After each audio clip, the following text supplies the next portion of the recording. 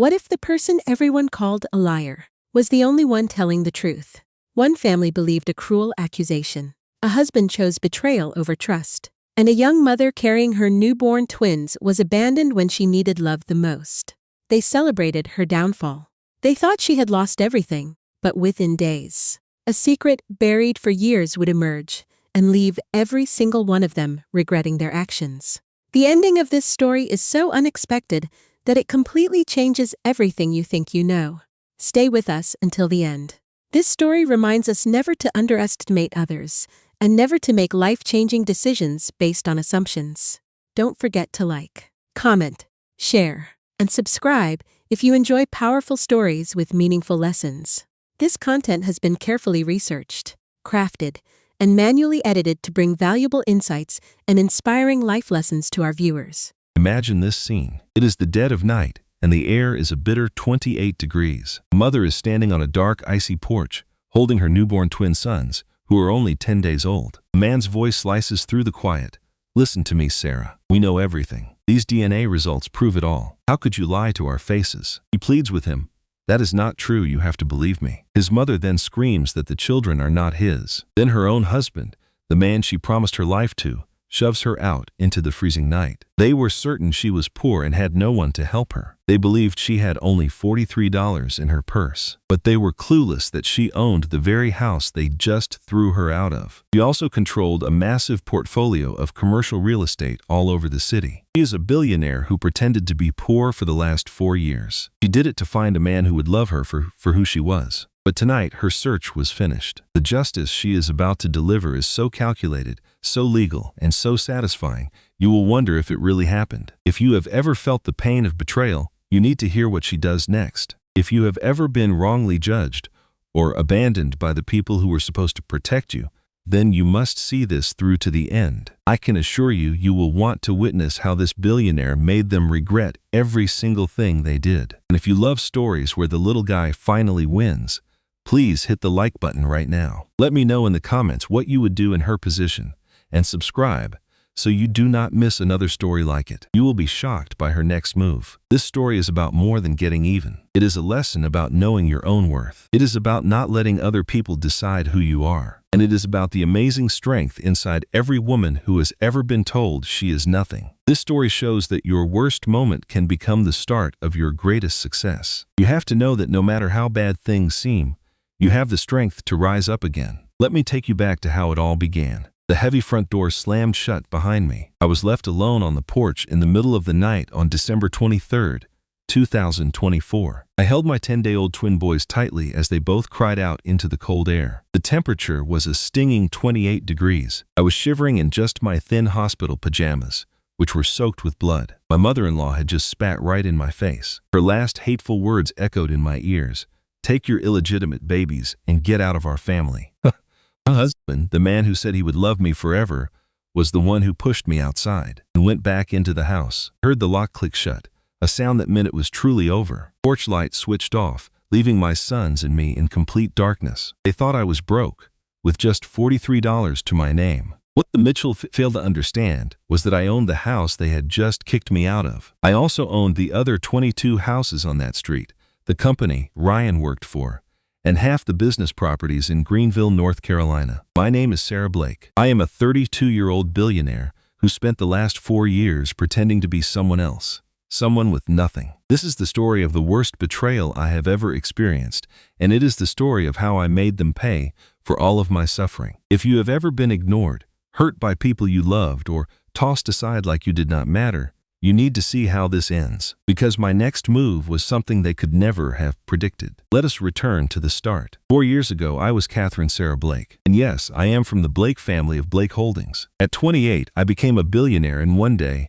after I took my parents' struggling software company public. My parents, Andrew and Catherine Blake, started a small software business for property managers in Boston in 1995. It was a simple tool for landlords to keep track of rent and repairs. In 2017, they died when their private jet went down in a terrible storm. They were just gone. I was only 25 years old and was left with a business that was drowning in $3 million of debt. It was losing more money every single month. Everyone I trusted told me to sell it, to get rid of everything, and just start over. But I could not let it go. That company was the only thing I had left of my parents. I stopped sleeping 100 hours a week. I learned how to program artificial intelligence all by myself. I completely rebuilt the software from the ground up. I created Blake OS and AI that could guess when maintenance was needed, find the best rent prices, and run entire buildings with no human help. By 2020, we had deals with companies in 43 states. In March of that year, our company went public. I was officially a billionaire at 28 years old. Forbes magazine called me the property tech princess. Fast Company magazine said I was a genius anyone could ever dream of,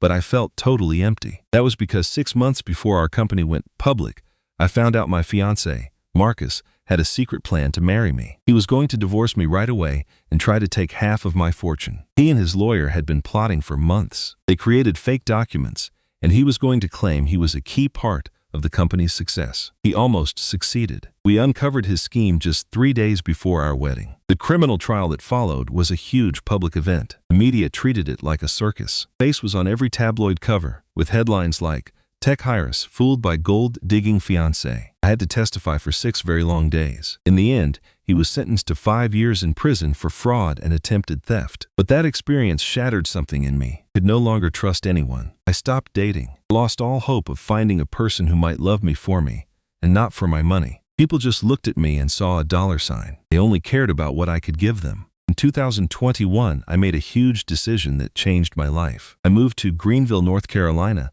a city large enough that nobody would know who I was. Completely new life for myself. I told people my name was Sarah Blake, and I was a freelance writer. That my parents had passed away and left me a small life insurance payment of $100,000. I let everyone think that money was just enough to buy a small condo. That was my story. And my assistant, Emma Rodriguez, were the only 2 people on earth who knew my secret. Let them handle my real life, from company meetings and stock deals to managing my whole empire, while I tried to live like a normal person. My only wish was to find out if someone could love the regular Sarah. The Sarah who was just a writer. The Sarah who had an old Honda Civic. The Sarah who used coupons at the grocery store and worried about her power bill. I just wanted to be seen as a person, not a walking bank account. I met Ryan Mitchells in September of 2021 at a fundraiser for the city library. I went because I have always loved libraries.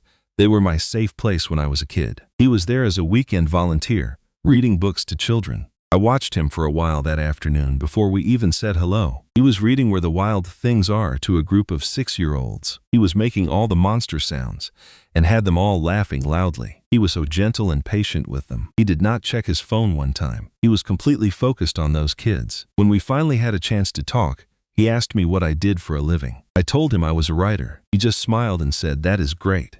I work in property management. It is not very exciting, but it pays the bills." He did not try to impress me. He did not brag about himself at all. He asked me questions about my life, and he actually seemed to be listening to my answers. We had coffee after the event was over. That coffee turned into a dinner date the next week, and after that we saw a movie. Slowly and very carefully, I let myself start to have feelings for him. Of course, I had Emma run a complete background check on him. I am not a fool. Ryan Mitchell's record was perfectly clean. He had no criminal past. He always paid his taxes. He had no debt except for his student loans, and he had an excellent credit score. He worked for a company called Hudson Property Management. In a strange twist of fate, that company was one of my own. It was hidden under so many corporate layers that even his boss had no idea who really signed the checks. I watched him for 6 months before we ever started dating. Have you ever met a family that seems to exist just to make you miserable? I met the man of my dreams, but his family was a complete nightmare. Keep watching to find out what happens when a secret billionaire finally has enough. After my last relationship ended, I had to be certain, and Ryan was the real deal. He always insisted on paying, even when I knew money was tight for him. He remembered the smallest things I told him. When I became anxious, he was always patient. He never pressured me in any way. I almost told him my secret a dozen times that first year, but then I would see Marcus's face in my mind. I remembered that cold, greedy expression he got when he learned the truth about my wealth. Memory kept me quiet, so I kept my secret, and we built a life that I truly thought was real. On Thanksgiving in 2022, Ryan took me to meet his family. I should have seen the warning signs immediately. The Mitchells lived in a normal house on a quiet street. It had a well-kept lawn and an American flag by the front door. Barbara Mitchell opened it, dressed in a formal outfit for a simple family dinner. Her perfume was so strong it walked into the room ahead of her. "You must be Sarah," she said, her eyes looking me over like I was a cheap piece of furniture. "Ryan has told us all about you." The way she said all made it clear he had told them very little. Inside, Tom Mitchell was putting plates on the table. He was a quiet man who barely even looked at me. Melissa was there with her husband at the time, Derek. He gave me a stiff hug that felt cold and distant, leaned in and whispered, "That is a cute outfit. Did you find it on sale somewhere?" It was definitely not a compliment. The dinner was unbelievably tense. Barbara started her questions almost immediately. "So, where are you from?" "Grew up near Boston." "Oh, an exclusive area," she said with a sneer. "What about your parents?" "They passed away several years ago." "Oh," she said, pausing for a very long time. "Did they leave you with a lot of money?" Ryan cut in, "Mom, that is not appropriate." "It is a reasonable question. I am just trying to get to know her," she shot back. Then she asked about my job. When I told her I was a freelance copywriter, she let out a small, contemptuous laugh. "Oh, so you are one of those work-from-home types. That must be very relaxed," she said, pausing for effect. "But that is not a real job, is it?" I answered. "It pays my bills." "Well, that is good," she replied, "because Ryan's income is not enough to support a family of 4. But her words felt like a threat. Then Melissa pointed at my wrist. "What a pretty bracelet. Is that real silver?" The bracelet was actually platinum and had cost me $12,000. It was a gift to myself, but I knew I had to lie. "No, it is just some cheap costume jewelry." "Oh, it looks so real," she said. "You have such great taste for someone on a budget." The entire night was filled with comments just like that. It was a steady stream of insults disguised as compliments. Barbara questioned me about everything, from my apartment to the car I drove. She asked about my hobbies and if I attended church. When I told her I was not religious, she gasped dramatically. "Well, Ryan is a good church-going man," she declared. "Our family's faith is extremely important to us." Ryan tried weakly to defend me. "Mom, not everyone has the same beliefs." He acted as if he had not spoken. Good for her soul, and for both of their souls, if they want this relationship to be serious. In the car on our way home, I told him his family was a little intense. "They are just protective of me," he said. "I am sure they will grow to love you. I can tell you right now, they never did." We got engaged in June of 2023. Ryan proposed to me in the botanical gardens. Sweet, and did not cost him much money. I loved that about him. He was not flashy. He thought a picnic with his grandmother's ring was the most romantic thing in the world, and I completely agreed. Our wedding was a small event in September of 2023, with only 40 guests. Paid for everything, telling Ryan I had been saving for years. The venue alone cost $8,000. I had spent more than that on a handbag the month before, but he had no idea. Barbara criticized every single choice I made. She said my dress was not traditional, and the flowers were over the top. She felt the location was much too informal for her liking. She kept asking why we were not getting married in a church and what people would say. During the reception, her toast ended with these words, "Welcome, Sarah. I hope you will be a devoted wife to my son, and always remember that family comes first." The way she said family made it very clear. She meant her family, not the new one we were creating. Despite all of that, our first year of marriage was amazing. Ryan was the most wonderful husband I could have asked for. We were always laughing. We took a few short vacations, trips he thought I was putting on a credit card. Took him to places like Maine, Charleston, and Nashville. We began building a life together. For a little while, I almost forgot that my entire life was a carefully constructed lie. Almost. We were living in a beautiful rental house. It had 3 bedrooms and was about 1,500 square feet. What Ryan never knew was that I owned the house through a shell company. I was writing rent checks to myself every month. In fact, I had bought the entire neighborhood as an investment back in 2020. From the outside, our life seemed perfectly normal. I worked on my freelance writing business, closing myself in my office for hours at a time. Ryan thought I was writing advertisements. Reality was, I was managing a billion-dollar empire from my laptop and holding secure meetings with my executive team. Keep this secret life going forever. I believed I could be a high-powered chief executive officer and a regular loving wife. But then I found out I was pregnant, and my whole world changed in an instant. It was March of 2024. Weeks, I had been feeling sick and exhausted. Home pregnancy test showed a positive result. 3 more, just to be certain, and all of them were positive. I made an appointment with my doctor, and the ultrasound image completely stunned me. "Congratulations," Dr. Patterson said with a warm smile. "You are having twins." My mind went blank. Twins, I was not ready for 1 child, let alone 2. Then I saw them on the screen, 2 little shapes, with 2 tiny hearts beating quickly. I felt my own heart just burst open. Tears of pure joy and absolute terror streamed down my face. Felt every possible emotion hitting me all at once. Then the doctor added, "There is one small complication. You have a condition known as placenta previa. This means the placenta is covering your cervix. It might fix itself as the pregnancy progresses, but for now, you are considered high risk. You must be extremely careful." That meant no heavy lifting, avoiding all stress, and getting as much rest as possible. I told Ryan the news that evening. He was overcome with joy. He picked me up and spun me around before I could remind him about my condition. "Twins," he kept saying with total disbelief. "We are having twins." Then, a worried expression appeared on his face. "Wait a minute. How can we afford this? Daycare for 2 babies is going to be incredibly expensive." I tried to calm his fears. "We will make it work," I promised him. I was so close to telling him everything right then, to let him know that money would never be an issue.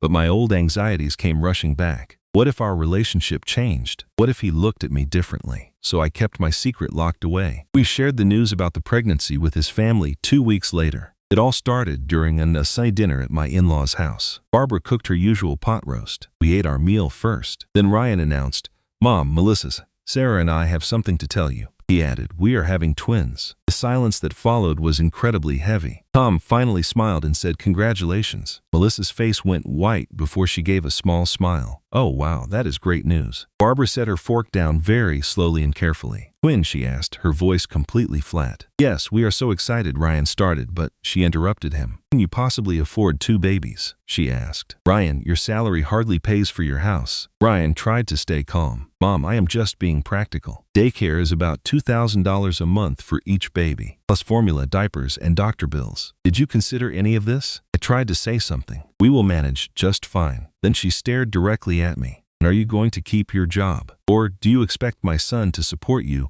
while you pretend to be a housewife?" Ryan stood up for me. "Not fair." Barbara's voice got louder. "What is not fair is you tricking my son with 2 babies, when you can barely take care of yourself." Comment felt like a physical slap. "Excuse me," I whispered, my voice trembling. "You heard me," she snapped back. "The timing is just so perfect. You marry my son, and less than a year later you are having twins. You planned all of this to trap him." Ryan shot up from his seat. "Mom, that is enough." "Is it?" she responded. "It seems I am the only person with the courage to say what we all think. She is a gold digger who used a pregnancy to lock you down." I was shaking with anger and humiliation as I stood. "I have to go." Ryan came with me. In the car, I fell apart and started sobbing. He held me close to comfort me. "He did not mean it, Sarah. She is just shocked. She will get used to it." But she meant every last word, and she never changed. That awful night was just the start of my misery. 2 weeks after that dinner, Barbara showed up at our house with her suitcases. "I am moving in," she announced. "Pregnancy is high risk. You will need some help. This is what families do."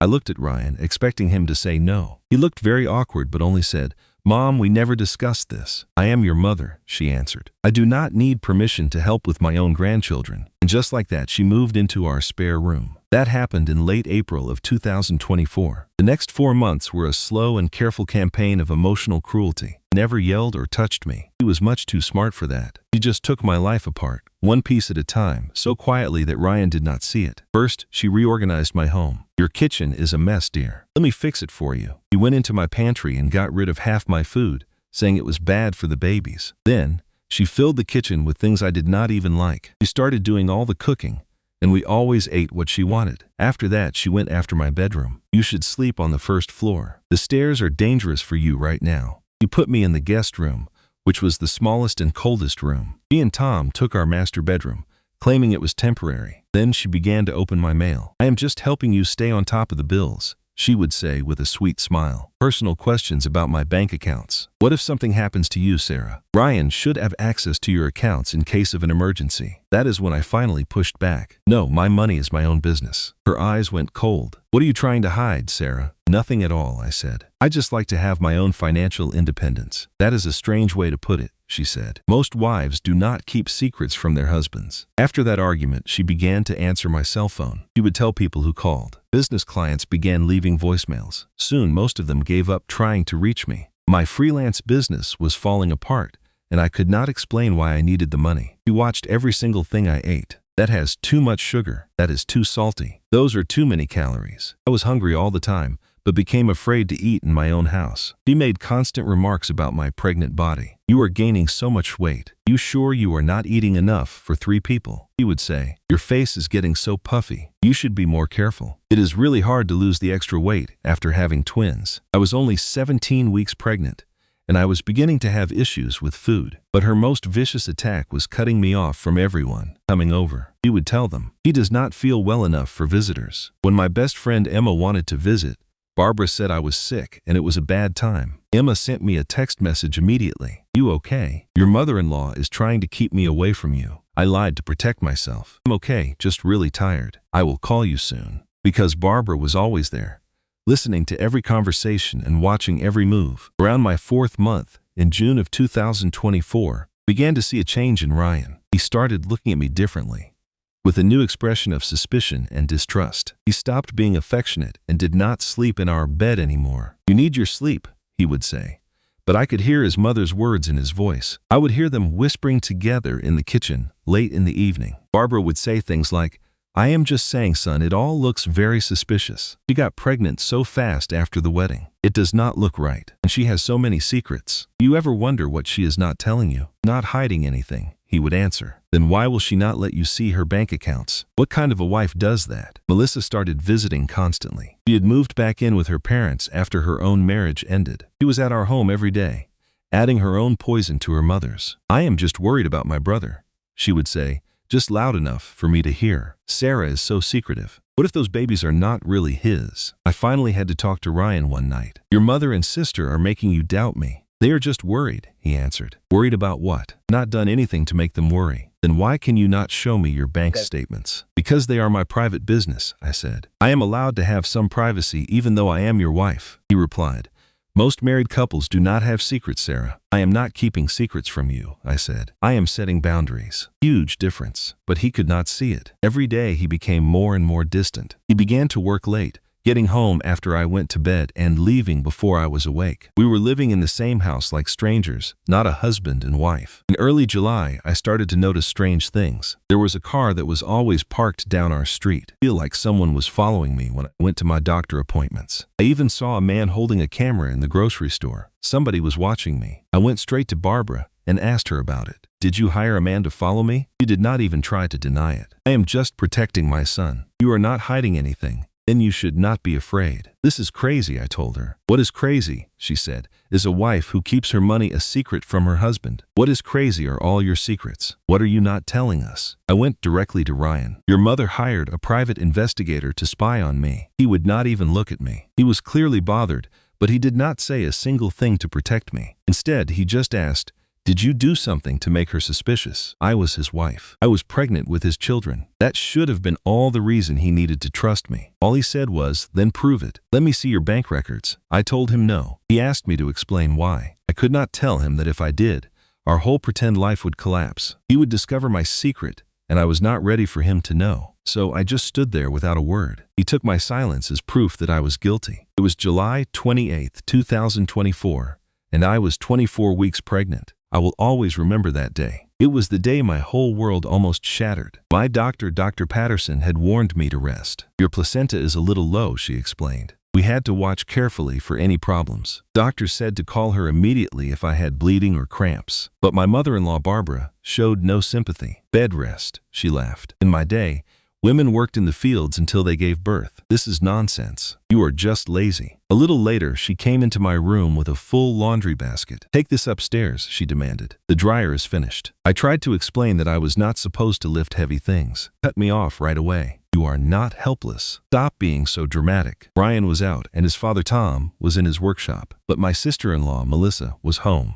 She was on the sofa in the living room, staring at her phone. I lifted the heavy basket and began walking up the stairs. Felt a sharp, painful pull in my stomach with each step. When I got to the top, I turned to walk down the hall. Melissa was right there. Oh, Sarah, she said. I wanted to ask you something. And then she gave me a very hard shove from behind, and the basket of laundry fell from my hands. I grabbed the railing just in time to stop myself from falling. For a few terrifying seconds, I was about to tumble headfirst down 15 steps. My babies and I were in terrible danger. I clung to the railing, completely frozen with shock, as Melissa stood there. "Oh my goodness, I am so sorry," she said. "You all right? You should really be more careful. These stairs can be very tricky." But when I looked at her eyes were cold and deliberate. I knew in that moment she had done it on purpose. She had tried to make me fall. She had tried to hurt my unborn babies. I was so stunned that I could not even speak. "What?" she asked with a small, cruel smile. "It was an accident. You are just so clumsy, Sarah. Maybe you should not carry heavy things if you are not strong enough." That was the night the contractions began, and painful. Ryan rushed me to the hospital. I was so scared. At just 24 weeks, it was much too early for the babies to be born. I just kept praying, "Please no." Dr. Patterson checked on me. "The babies are okay for now," she told me. "Their heartbeats are good, but your cervix is showing some changes. You are at risk of going into labor too soon. Strict bed rest. That means no lifting, no using stairs, and absolutely no stress." When we arrived home, I told Ryan what Melissa did. He simply brushed it off. "Sarah, she bumped into you. Not the same as pushing you on purpose. Tried to make me fall down those stairs." He answered, "You're becoming paranoid." With a shaky voice, I said, "I am carrying our children, and your sister just tried to harm them." Barbara must have been eavesdropping because she rushed into the room. "Melissa would never imagine doing such a thing. How could you accuse her of that? You fell because you were careless. You need to start accepting responsibility for being so clumsy." I looked at Ryan, hoping my eyes could beg him to stand up for me, to be my husband. He just looked away. That night, alone in our room, I cried so hard I could not breathe. And then, I just stopped. I pulled out the secret phone Barbara did not know about. Called my best friend, Emma. "I need you to place hidden cameras all over this house." I whispered into the phone.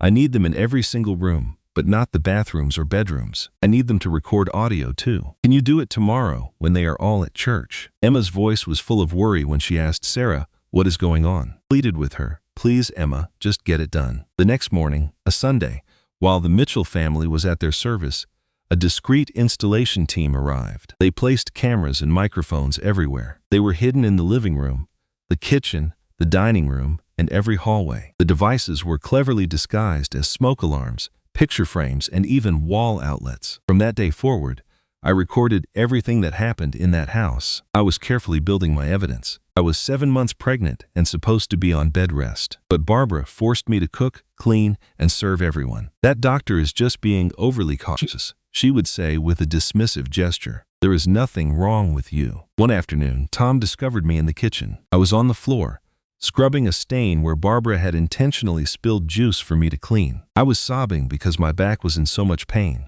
I was 29 weeks along with twins, scrubbing the kitchen floor. Tom came and knelt down next to me. "Cannot keep doing this," he said gently. "This is not right." I looked up at him, with tears running down my cheeks. "Please help me," I begged him. "Please tell Ryan what is happening here." He nodded his head slowly. "I see it now, and she has gone too far. Through me. Will you really talk to him? Will you tell him everything?" "I will," he promised. "I am going to make this right." And for a moment, I actually believed him. For the first time in a long time, I thought I had someone on my side. I thought someone finally saw the truth and was going to stand up for me. The very next day, Tom asked Ryan to have a private talk. I waited in my room, my heart filled with hope. I thought that maybe this whole nightmare was about to end. An hour later, my bedroom door flew open and Ryan stormed in. He looked furious. "Are you trying to turn my father against my mother?" he yelled. "What? No, I would never do that." He cut me off. "He told me everything. He told me how you have been complaining about Mom. He told me you want to tear this family apart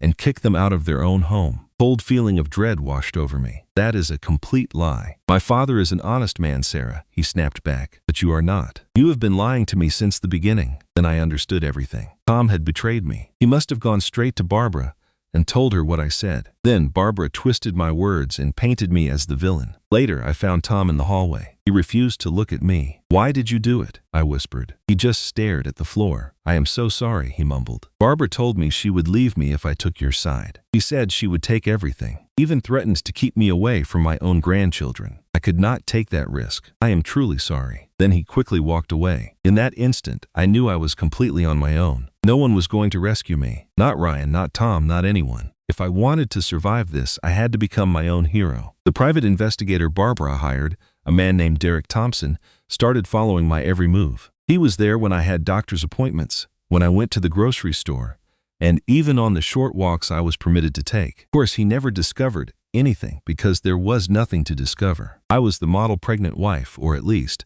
the model prisoner, playing that part. One day I heard Barbara on the phone, and she sounded very frustrated. "There is nothing," she complained. "Absolutely nothing. You need to keep looking." There was a short silence. "There has to be something," she insisted. "Nobody is that perfect." But I was. At least, the version of me she thought she knew. Sarah, the copywriter, was. That woman was uninteresting, had no money, and was totally faithful. In late August, when I was 32 weeks pregnant, I overheard a conversation that made my blood freeze. Barbara, Melissa, and Tom were all talking in the living room. I was supposed to be resting in bed, but I had a tiny recorder in my pocket, which was another one of my secrets. The investigator found nothing. "Maybe she really is loyal to Ryan," Barbara replied. "Or maybe she is just very smart. But Ryan needs to see her for the person she truly is." They agreed he just needed one single reason to doubt me. Melissa lowered her voice to a whisper. "So what is our next plan?" Barbara answered with a cold tone.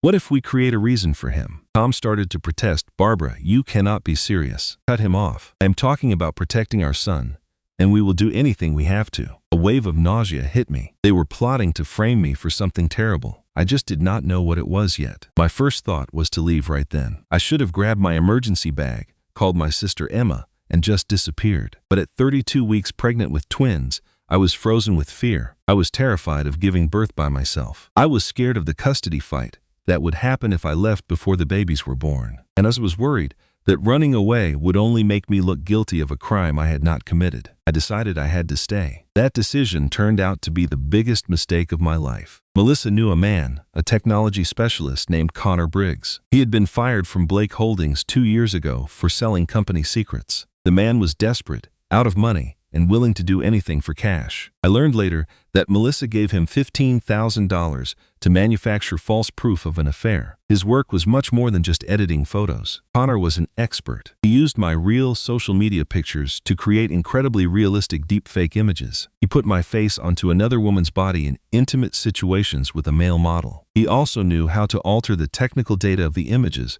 to make them look authentic. He had worked in technology before his life went downhill, but fake pictures were not enough for them. They had to create a believable story. They set up fake online dating profiles using my pictures. They used a burner phone to create fake text message exchanges. They even created false GPS data that showed me checking into different hotels. Connor had briefly hacked my phone to get my location history, which he then changed. They also made fake receipts from restaurants and hotels that had my signature on them. Melissa practiced for weeks to learn how to copy my signature. They also found a witness, a friend of Melissa's named Ashley, who agreed to lie and say she saw me with another man. Their scheme was detailed, costly, and unbelievably cruel. They were building a case designed to completely destroy my life. On September 15th, I was 35 weeks pregnant. I felt enormous, no energy, and was always in pain. It felt like the babies were pressing on every single one of my internal organs. I could not get comfortable enough to sleep. I could not walk more than 20 feet without needing to stop for a rest. That night, Barbara came into my room. She was holding her phone, and her face was lit up with a look of victory. "We are having a family meeting immediately," she announced. I explained that I was exhausted, but she was firm now. Sarah. Ryan was called home from his job. Tom was brought in from the garage. Melissa appeared from her room. They had me sit on a chair in the middle of the living room, as if I were on trial. Barbara held up her phone. The private investigator delivered his final report today. My heart began to pound inside my chest, and he discovered something quite interesting. He started to scroll through a gallery of photos. The pictures were of me, but they were not me. It looked like I was in a hotel room with a man I had never seen before. The photos showed me kissing him, and even in bed with him. "What are these?" I whispered. Barbara smiled and answered, "This is the proof that you have been cheating on my son." I could only shake my head. "Those photos are not real. They are fake." Melissa then chimed in, "Oh, there is plenty more." She showed me her phone screen. Profiles from dating sites like OkCupid, Tinder, and Bumble. They all had my pictures and my name. There were also inappropriate text messages sent to men. I have never used any of those apps in my entire life. Ryan held up a paper showing my phone's location data. "This says you were at the downtown Marriott 7 times in the last 4 months, he said. "You told me you had doctor appointments." I pleaded. "This is all fabricated. Someone created this." Barbara said in a soft tone, "There was an eyewitness, a hotel employee named Ashley Clark." My head began to spin. She claimed she saw me at the hotel with a man, not just once, but many times. Positive that it was me. They had a response for everything. Their story was airtight. It was also a complete fabrication. I stood up and went to my husband. "Ryan, please," I begged. He pulled away from me. "Do not," he said, his voice cold as ice. "Do not even touch me." Pleading. Those images are fake. They were made on a computer with special software. Please, just look at them closer. He replied, his voice completely hollow. I have looked at them. Looked at all of it. Pictures, the texts, everything. The evidence is solid, Sarah. It is a lie. Panic. Your mother and sister are framing me. They want me gone. They hired somebody to create all this proof. Barbara used a calm, condescending voice. Just listen to yourself. You sound hysterical. You sound paranoid. Maybe the pregnancy is making you confused. I am not crazy, I said back. I am being set up. Brian would not even look at me. I want a DNA test as soon as the babies are born. And until I have proof they are my children, I want you to stay away from me. They are your sons. He finally met my eyes, and his were full of pure disgust. Are they? He asked. Because at this point, Sarah, I have no idea what is real anymore. I do not know who you are. I do not think I ever did. He turned and walked right out of the room. Barbara offered me a smug little grin. Melissa was busy typing on her phone. Tom stared at the floor. I was completely alone, 8 months pregnant. They had branded me a cheater, a liar, and an unfaithful wife. No way to prove my own innocence. The case they built against me was perfect. It was 100% false, but it was flawless. That evening, at 35 weeks pregnant, I called my lawyer, David Harrison. I told him I have to leave this house immediately. I need a secure place to stay, a security team, and I need you to draw up divorce papers. He said he could arrange it all in 48 hours. I gave him 24. I packed a small bag with only my necessities and hid it in my car's trunk, under the spare tire. I had a plan to escape. The family went to church every single Sunday, no matter what. My plan was to wait until they left, then drive to Charlotte. I would meet David and my sister Emma at a hotel there. I would have my babies in that city, where I knew I would be protected. I only needed to get through one more day. On the morning of Sunday, September 17th, I waited in my room, listening to them get ready. Heard the front door open and the car engine start. I waited another 10 minutes, just to be sure they were gone. Then I got up, took my purse, and walked to my door. Melissa was standing right there in the hall. For a moment, my heart completely stopped. I thought you went to church, I said, trying to keep my voice steady. I chose to stay home today, she replied. Then I saw she was holding something. It was my go bag, the one I had hidden in the trunk. I found this in your car yesterday after I borrowed it, she said. What were you planning, Sarah? Just then, Barbara walked in from the kitchen, and Ryan came in from the garage. They never left. The whole morning was a trap. You were trying to run away, Barbara said, her voice dripping with accusation. You were going to take those babies and just vanish. These are my babies, I told her. We will see about that, she snapped back. Ryan, get our lawyer on the phone. A few moments later, Ryan was making the call. Barbara snatched my car keys, phone, and purse from my hands. You are not going anywhere, she told me. Not until those babies are born and we have the test results. If they are not Ryan's, you will walk out of here with nothing. No children, no dignity, absolutely nothing. They dragged me down the stairs into the unfinished part of the basement. It was cold and damp, with a heavy smell of mold in the air. Brand new lock was on the outside of the door. This is for your own good, Barbara said with a sickening smile. You are clearly unwell, trying to run off with babies that might not be ours. We are just keeping you safe from yourself. The heavy door slammed shut, and I heard the lock click into place. I was their prisoner. 35 weeks pregnant with twins, I was locked in a filthy basement. I had no way to call for help, no way to escape, and no reason to believe anything would get better. As I sat on the cold concrete, I understood their evil plan. They would keep me here until I gave birth. Then they would steal my children and throw me away. I was completely helpless to stop them. This was my new reality. For the third time, a wave of pure despair washed over me. No way out. At 3 in the morning on September 24th, I was 37 weeks pregnant. A sharp, burning pain woke me from my sleep on the basement floor. It was a powerful contraction. They began arriving every 3 minutes. Weeks. But this was entirely different. This was the real thing. I was locked in a basement, about to have my babies all alone. I started screaming for help. I beat my fists against the wooden door. Help me, I yelled out. Please, someone, the babies are coming. Completely silent. There was not a single sound. Pounding on the door with all my strength. Please, I am in labor. Somebody has to help me. Finally, I heard footsteps. The lock turned and the door creaked open. Barbara stood there in her robe, looking irritated. Stop being so dramatic, she said. You are not due for 3 more weeks. The contractions are 3 minutes apart. The babies are on their way. It is just a false alarm, she answered, dismissing me with a wave of her hand. You will be fine. Try to get some sleep. I am not fine, I cried out, as another wave of pain ripped through my body. Doubled over, sobbing from the agony. Barbara just stared at me for a moment. Then she shut the door. Heard the definite click of the lock sliding home. She had left me there to suffer. I have no idea how long I kept screaming. Time became meaningless. My entire world was pain, fear, and the awful thought that I would deliver my babies alone on a cold, dirty floor. My babies might not make it. And the people upstairs just did not care. Around 4 o'clock, a memory sparked in my mind. I remembered seeing an old iPad in a box somewhere in the basement. It had no phone service, but it could connect to Wi-Fi. Crawled across the floor, my body shaking with contractions now coming every 2 minutes. I managed to turn it on, open a web browser, and type in 911.gov. I found a link to text the emergency line. My fingers trembled as I typed my message. I am in labor, 37 weeks with twins. This is a high-risk pregnancy. I am locked in a basement. I quickly added, they refuse to let me out. Please send help. The address is 847 Maple Drive in Greenville. Please hurry. Hit the send button. Could only pray that someone would read my message. Prayed that help was on the way. After 15 minutes that felt like an eternity, I heard the beautiful sound of sirens. Then I heard loud banging on the front door. It was the police and a team of paramedics. Open up,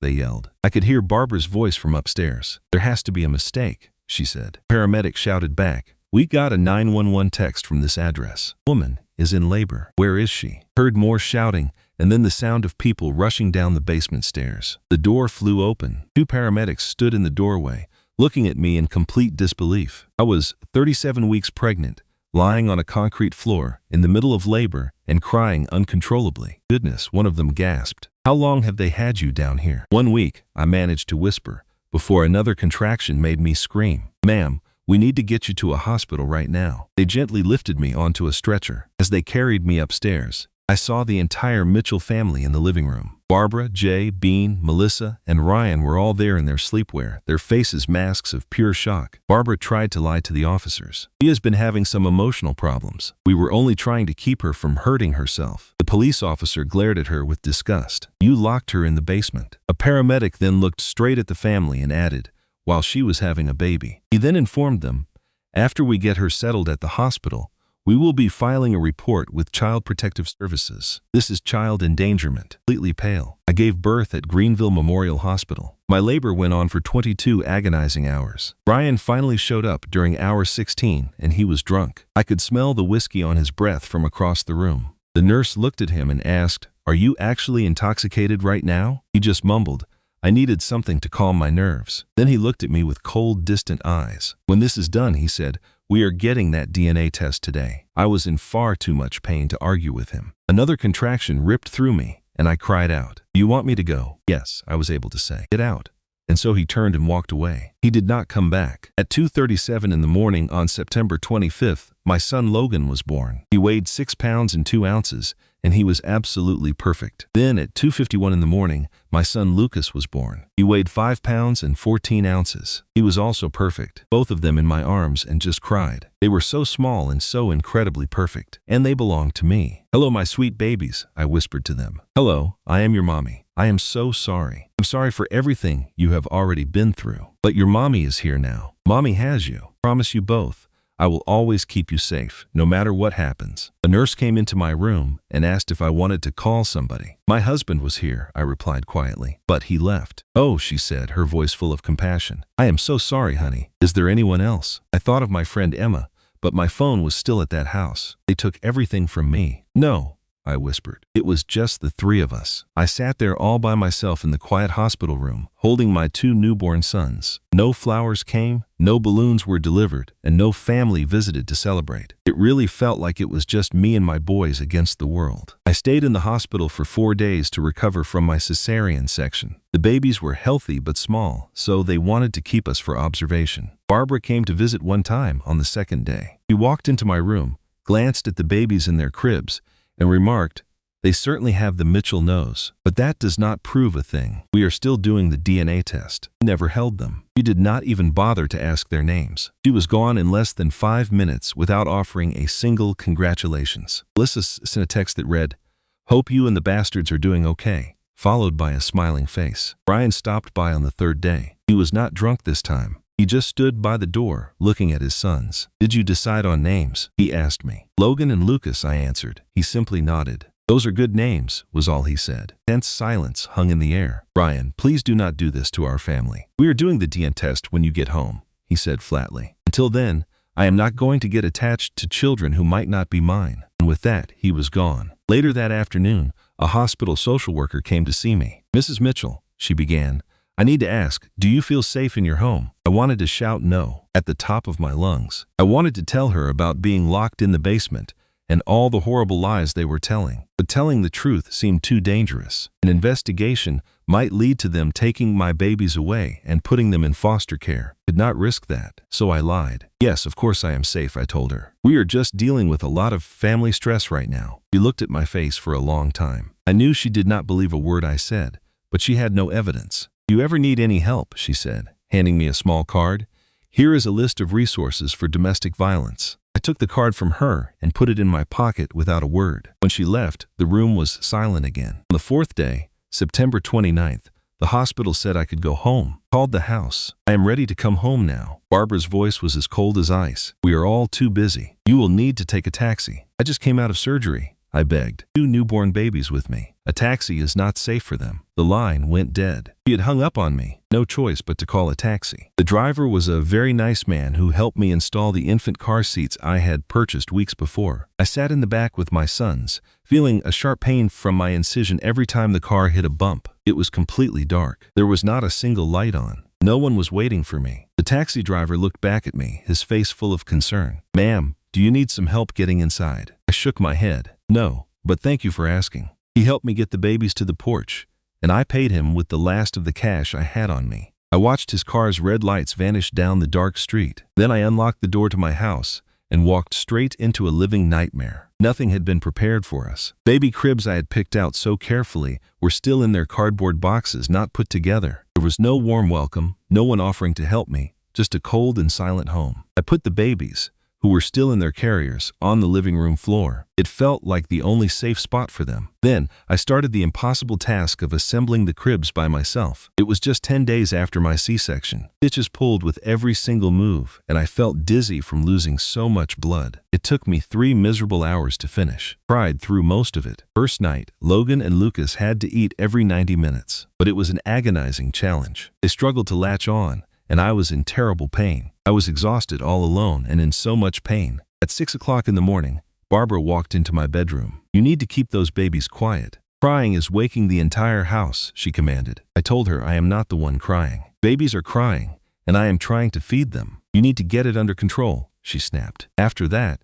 the kitchen is a complete mess that you need to clean. And the living room looks like a tornado hit it, my mind unable to follow. I reminded her, I just had a major operation on my stomach. She just laughed. In my generation, women were back to work the next day. You should stop acting so lazy. With that, she turned and walked away. Held my babies close as the awful truth settled in. Do it all. I had to care for my twins, manage all the household chores, and do everything while I was still healing from surgery. Did what they wanted. The next few days were a painful haze. On day 2, I made breakfast for everyone with a crying baby in my arms. My incision burned with a terrible fire. I was certain it was getting infected. On the 3rd day, Barbara slammed my bedroom door right after I got the babies to sleep. Both woke up screaming. I gave her an angry glare, but she just smiled. Oh, I am so sorry, she said. I did not realize they were sleeping. On the 4th day, I was trying to pump milk. It took a half hour to get enough for just one feeding. The moment I filled 2 bottles, Melissa came in, grabbed them, and poured every drop down the sink. Whoops, I guess my hand slipped,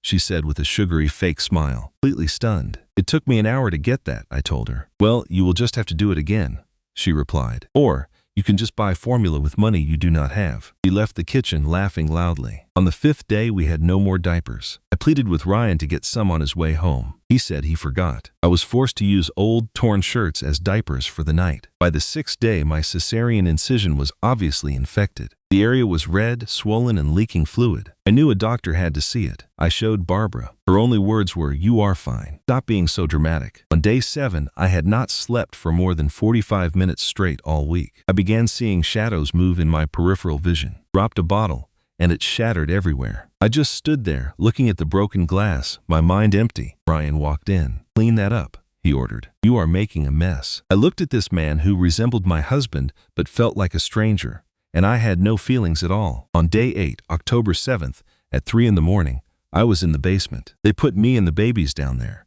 saying we were too loud. I was feeding Lucas while Logan was screaming in his little bed. The infection was out of control. My fever was 103 degrees, dizzy, and I struggled to keep my eyes open. Both of my babies were screaming their lungs out. Could not recall my last proper meal, a glass of water, or any real sleep. My gaze fell on the gas water heater in the corner. I could see the control valve so clearly. It would take just 10 seconds. The idea popped into my head. It seemed so easy. I could turn the valve, lie down with my babies, and we would all go to sleep. The nightmare would be finished. The three of us could finally have peace, far from this suffering. Logan cried. Lucas cried. I cried. My whole body ached, completely hopeless. My hand started moving toward the knob, and then Logan went quiet. He looked right at me with his wide blue eyes, just like Ryan's. He then made a small, sweet sound. In that single moment, something shattered. Then it pieced itself back together, but stronger this time. No, I whispered to myself. No, Mommy is not quitting. Mommy is going to fight. Mommy will get us out of this place. I used the very last of my strength to beat on the basement door and screamed for 20 minutes without a break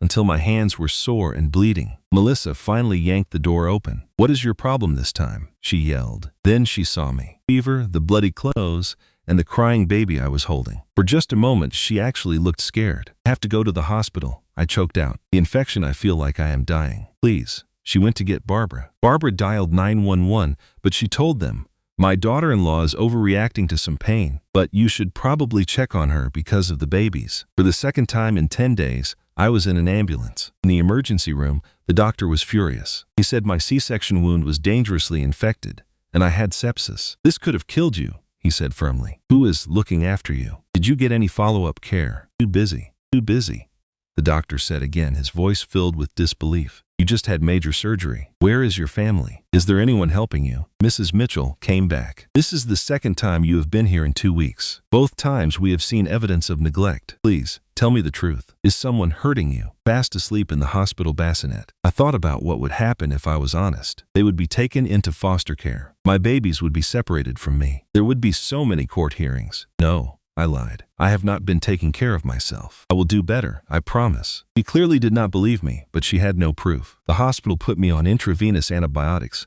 watched me for 18 hours, and cleaned my wound. They told me I had to rest. Then they sent me home, back to that awful house, back to the damp basement, back to the nightmare. I had just 2 days left before their deadline to throw me out. The next 2 days were filled with terrible cruelty. No idea that things were about to get much worse. My sons were just 9 days old on October 8th. That was the day Melissa's tech guy, Connor Briggs, sent his final batch of so-called proof. This package was filled with more fake videos and cleverly edited pictures of me, supposedly using dating apps while pregnant. He created false location data, making it seem like I was at hotels instead of my own home. He even forged receipts and other documents. His most evil creation, however, was a completely fake video call. Using some kind of advanced software, Connor made a video that showed me in a disgusting chat with a man I had never seen before. It was disturbingly realistic. The skill involved was both amazing and absolutely sickening. That night, Barbara showed the video to Ryan. I had no idea what was happening. I was down in the basement with my babies,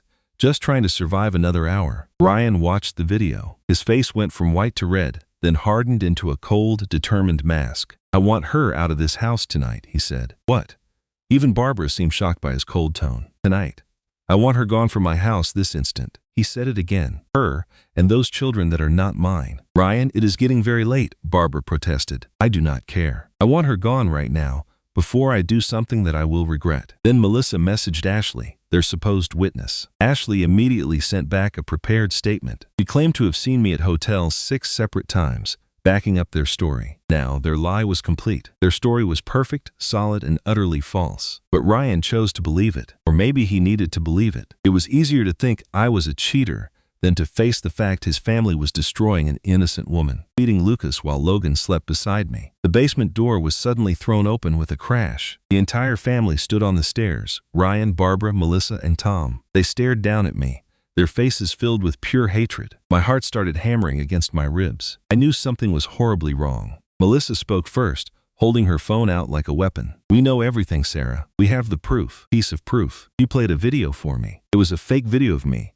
or a woman who looked like me, talking to a strange man. The woman was saying and doing things I would never do. That is not me, I stammered. It is fake. It has to be computer generated. Barbara started screaming at me. We have witnesses. We have all the proof we need. We know you cheated on my son during your entire pregnancy. Melissa pointed a shaking finger at Logan and Lucas. Those babies are not even Mitchell's. You brought another man's sons into this family. You fooled all of us. Brian's face was like stone, cold and without any feeling. I want a DNA test. Right now. Brian, please, you have to listen, I begged. Look at those videos again. Really, look. They are not real. Someone is framing me. Barbara laughed, a cruel and sharp sound. You really think someone is plotting against you? She sneered. Are we the crazy ones? Or are you just a lying cheat? Tom, who had been quiet, finally spoke up. Brian, maybe we should deal with this in the morning. No, Ryan said, his voice firm. He leaves tonight. I held Logan tighter and tried to shield Lucas's bassinet with my body. It is the middle of the night, I pleaded. It is freezing outside. They are newborn babies. They are your sons. Brian,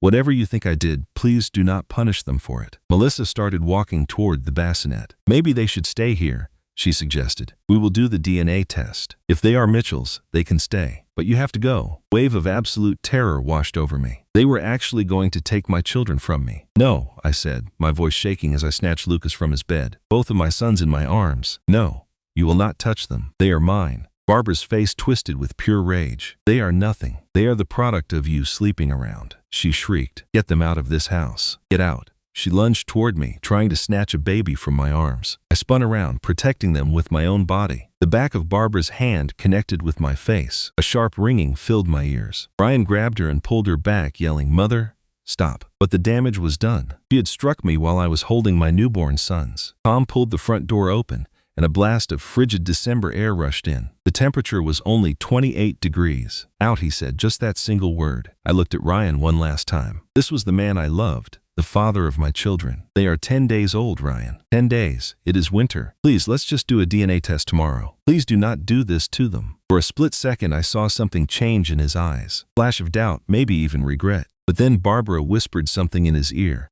and his face hardened again. He walked over to me, put his hands on my shoulders, and pushed me. I stumbled backward toward the open door. I fought to keep my balance, clutching my babies tightly. They started crying, sensing the danger. Ryan, I begged one final time. He pushed me again, harder this time. I was on the porch now. The wind cut through my thin pajamas as my sons screamed in the cold. Barbara appeared in the doorway behind him. She looked me straight in the eyes and then spit on me. It hit my cheek, warm and vile. You are worthless, she hissed. You are trash, and trash belongs on the street. The door slammed shut with a sound like a gunshot. I heard the locks turn, one after another, and the porch light went out. I was alone in the freezing dark, bleeding and exhausted, holding my 10-day-old babies. For about 30 seconds, I was in shock. I could not think. I could not believe the nightmare that had just happened. My baby's skin was turning a frightening shade of red. Their cries were sharp and painful. My feet were completely numb. Feel blood running down my legs. My surgery scar ached with a deep pain. I thought I was going to die right there on that porch. My babies would die. This was how our story ended. But then, something inside me snapped. A switch was flipped. I stopped crying, looked at the house, and watched the lights go out one by one. My so-called family was going back to their warm beds, without a single thought for the woman and infants they left to freeze. Cold, hard feeling grew in my chest. It was not fear. It was not sadness. It was rage. Pure, focused, ice-cold rage. Whispered to my sons, Mama's here. Mama will handle this. I promise you, they will pay for this. Every single one of them will pay. Carefully shifted both babies to one arm. With my free hand, I took out my emergency phone from the diaper bag. This was the phone they did not know about. My real phone for my real life. I dialed one number. David, it is me. I am ready. Come and get us. It is time. Sarah, what is wrong? Where are you? 847 Maple Drive. We are on the front porch. They threw us out, me and the babies. We are freezing. Please, hurry. I am 5 minutes away. Just hold on. I ended the call and wrapped my body around my sons, trying to protect them from the biting wind. Whispered to them, Logan, Lucas, Mama promises you will never be cold again. You will never be scared again. You will never be hurt again. And the people who did this to us will wish they were never born. Pair of headlights cut through the darkness. Black Range Rover pulled up to the house. Emma jumped out of the passenger side. David got out from behind the wheel. Oh, Sarah, Emma cried. Instantly wrapped a thick blanket around me and the boys. David was already on his phone. I need 2 pediatric medics to meet me at the Charlotte Plaza Hotel. Suite 4000 immediately. Only 10 days old, had been thrown out into the freezing night. David and Emma helped us into the car, which had the heater blasting. Emma took one of my boys, and I held the other. Their cries began to quiet down as the warmth finally reached them. As we drove away, I looked back at the house one last time. I saw a curtain twitch in an upstairs window. Someone was watching us leave. It might have been Ryan, or it might have been Barbara. A tiny smile formed on my lips, but there was no happiness in it. It was the smile of someone who was about to start a war. David, I said, my voice suddenly calm and icy. I want you to ruin them. I want it done perfectly, legally, and without leaving a single trace. Can you do that? I saw his eyes meet mine in the rearview mirror. Yes, I can do that. Then do it, I ordered. Use all of your resources. Show them no mercy. What about Ryan? He is still your husband. I looked down at Lucas, who was asleep in my arms, and then at Logan, safe with Emma. My beautiful, innocent children, discarded like garbage by their own father. Especially Ryan, I whispered. I need him to feel the full weight of what he cast aside. I want that truth to follow him for the rest of his days. The woman they called Sarah Mitchell vanished on that cold porch. Catherine Sarah Blake, the billionaire CEO, was back, and she wanted retribution. We traveled to Charlotte, a city about a half hour from Greenville. My real life was in Charlotte. We went straight to the Charlotte Plaza Hotel, to the penthouse floor, a detail the Mitchells never knew. David had booked the main suite under an assumed name. A full medical staff was inside waiting for us. Baby nurse, a pediatrician, and a specialist were there just for me and my boys. The pediatrician checked on Logan and Lucas first. He told me they are okay. Cold affected them, but they are safe now. They will recover fully. My personal doctor checked the infection in my surgical wound. This is getting serious, she said with a worried look. You need antibiotics through an IV immediately. You are dangerously dehydrated and you have lost too much blood, Mrs. Blake. You need to be in a hospital. I looked her in the eye and said, I cannot. Not yet. There is urgent work I have to do first. But she saw the determination in my face and just nodded. She told me, all right, but I am staying here with you. Emma reached for the babies, telling me, let me hold them. You need to get some sleep. But I could not rest, not now. David, I said, I need the whole team here right now. They were all in the suite's meeting room 2 hours later. David Harrison, my family's lawyer, was there. Patricia Clark, my criminal attorney, and James Rodriguez, my corporate lawyer, were also there. Angela Thompson, my head of public relations, Marcus Webb, my private detective, and Catherine Lewis, my best financial mind, were the last to arrive, wearing a power suit Emma had brought. It was a pearl gray Armani that cost $4,000. In that moment, I felt like a CEO again. I was myself. You all for getting here so quickly. Knew me as Sarah Mitchell. That person is gone. I am Catherine Sarah Blake, the CEO of Blake Holdings. I need your help to destroy the family that left me and my newborn sons to freeze. Hit a button and a huge screen lit up behind me. It showed pictures of every member of the Mitchell family. Our first target is Ryan Mitchell. The second is Barbara Mitchell. The third is Melissa Mitchell Hartley. The fourth is Thomas Mitchell. Marcus spoke up first. Ma'am, I have the complete background report you wanted 2 months ago. Here is what I found. He showed his findings on the screen. Ryan worked at Hudson Property Management, a firm my company secretly controlled. He had $28,000 in credit card debt and a $15,000 gambling problem. Barbara lived in a house I owned for free through a charity I started. She had stolen $127,000 from her husband's business and hid it in a secret offshore account. Melissa's little shop was in a building that was also mine. She was drowning in $80,000 of business debt. Also, her ex-husband had a restraining order against her. And Tom's consulting firm was only in business because of deals with my own companies. He also had gambling debts of $45,000. Leaned back, taking it all in. I said, my money supports their entire existence, and they still threw me out into the cold. Patricia, my criminal lawyer, spoke. I watched all the video and listened to the audio you sent. We have solid proof of child endangerment, unlawful confinement, assault, and fraud. We can file criminal charges against every one of them, corporate counsel added. On the business side, we can fire Ryan, evict Barbara, end Melissa's lease, and cancel Tom's contracts. We can also report Barbara for theft and have her secret account frozen. Everything is legal, and we can start right away. Angela, my PR chief, said, and I can make this the biggest news story of the year. A billionaire CEO who was living as a regular housewife, abused and thrown out by her in-laws with her twin babies. The video proof you have is extremely convincing. If you finish, this story will go viral all over the globe. I thought about my choices for about 3 seconds. Do everything, I ordered. I want every single action taken. I want them to wake up tomorrow and find their world has fallen apart. I want every move to be legal, recorded, and public. The entire world needs to know what they did. David looked at me, his face full of concern. Sarah, this is extremely harsh. We could handle this quietly through the courts. I'm not looking for quiet, I answered sharply. I want them publicly shamed. I want their family name to mean cruelty and stupidity. I want them to feel what it's like to lose it all in one night, just like they wanted for me. Patricia nodded, completely on board. December 24th, Christmas Eve. I smiled. Perfect. Let them spend their Christmas in a living hell. On the morning of Christmas Eve, December 24th, Ryan's phone woke him at 6 o'clock. His boss was on the line, telling him to get to the office now. When he got there at 7 o'clock, he saw the grim look on his boss's face. Ryan, Blake Holdings has just bought Hudson Property Management. We have new owners. They did a check on all staff. Your job is terminated immediately for breaking the company's code of conduct. You were filmed throwing your wife and newborn babies out into the freezing cold. Blake Holdings does not tolerate domestic abuse. Ryan's face went white. How did they know? Who told them? You will get $0 in severance pay because of how you were fired. Security will now show you out. Ryan was escorted from his office at 7:30 on Christmas Eve morning. No job, no money, and no future. When he reached his car, an envelope was on his windshield. Inside were papers for divorce and custody with a quick note. The boys are mine.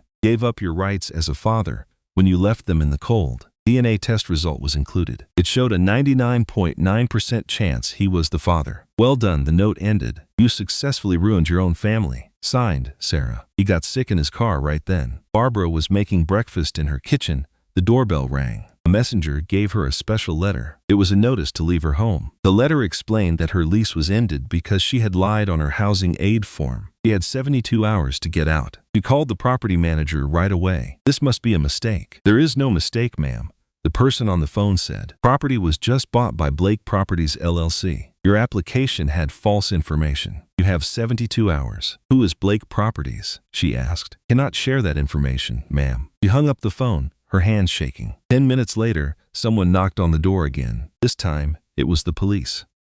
We have an arrest warrant for you, covering embezzlement, fraud, and money laundering. They cuffed her and read her rights. Tom could only stand there, completely stunned, as they led his wife to a squad car on Christmas Eve morning. A judge set bail at $100,000, an amount Tom simply did not have. Oh, she had to stay in jail. When Melissa got to her boutique at 9 in the morning, she found an eviction notice taped to the door. The building was condemned because of too many code violations. All the tenants had to leave immediately. Phoned the management office. What violations are you talking about? Manager explained.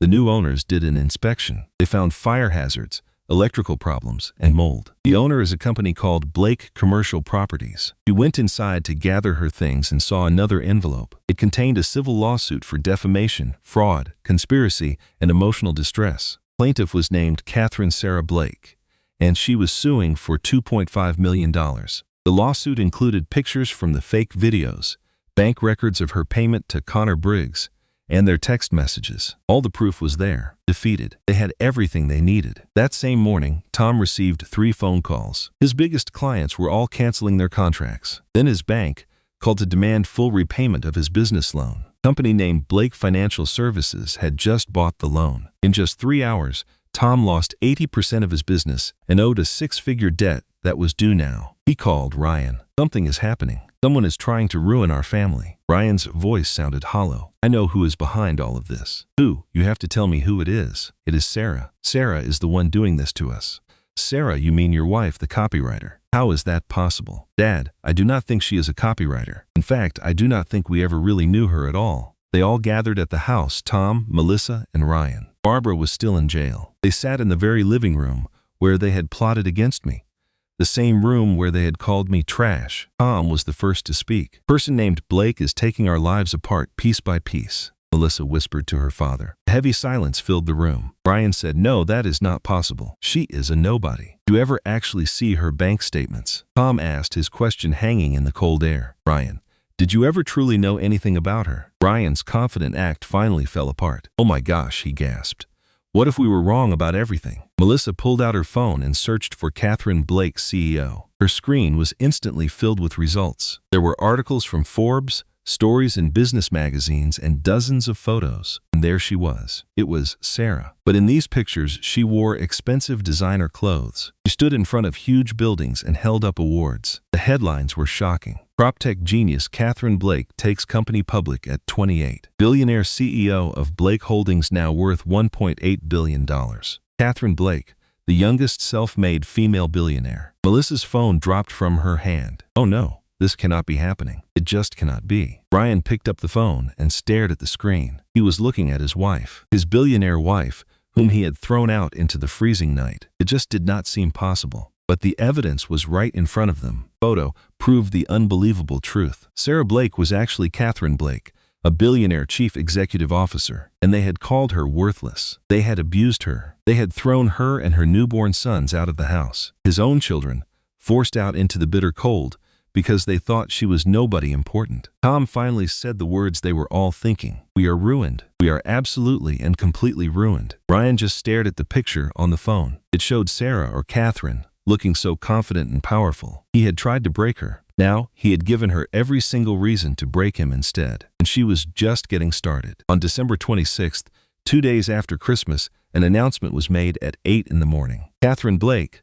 the chief executive officer of Blake Holdings, was holding a news conference at 2 that afternoon. All media outlets were invited. National news channels picked up the story immediately. Reporters from every major network and local station were buzzing with excitement. No one knew what the press conference was about, but Blake Holdings was a billion-dollar company. Any news from Catherine Blake was a very big deal. The event was held in the main ballroom of the Charlotte Convention Center. The room had 2,000 seats, and every single one was full. Getting ready. Emma helped me into a perfectly tailored white Armani suit. White is the color of purity and truth. A team of professionals styled my hair and makeup. Beautiful and in command. The twins were safe in the next room with their nanny and a doctor. They were well looked after. David walked into the room. Are you certain about this? Once you go public with this, there is no turning back. I looked at him with complete conviction. I am absolutely certain. The videos are very compelling. People will have a strong reaction. This story will go everywhere. He just nodded. Good, I said. I want it everywhere. I want the entire world to see what they did to me. I took one last look at myself in the mirror. This was the moment I would finally step out of the shadows. It was the moment I would take back my power. It is time. I walked onto the stage at exactly 2 o'clock. The whole auditorium fell completely silent. Flashing of cameras was like a storm of lightning all around me. I looked out at an ocean of faces. They were all journalists, holding cameras and microphones. I walked up to the podium. I adjusted the microphone and looked directly into the cameras. My name is Catherine Sarah Blake. I am the founder and chief executive officer of Blake Holdings. It is a property technology company with a current value of $1.8 billion.